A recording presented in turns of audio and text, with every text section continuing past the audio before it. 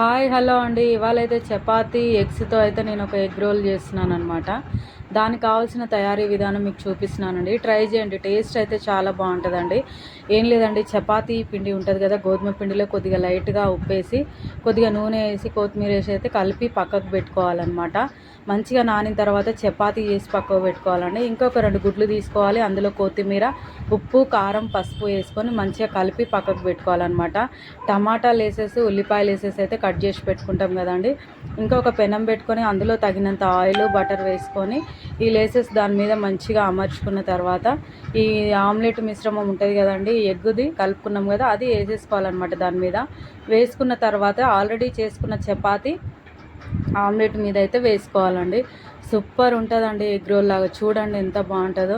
పిల్లలు కానీ పెద్దవాళ్ళు కానీ ఇష్టంగా తింటారనమాట. ఒకసారి మీరు ట్రై చేయండి. ఇంకేదైనా సాస్తో తినాలనిపిస్తే టమాటా, కెచప్ అవి ఉంటాయి కదండి, దాంతో కూడా తినచ్చు. ఓకేనా అండి, నా వీడియోస్ ఫాలో అవుతుంది.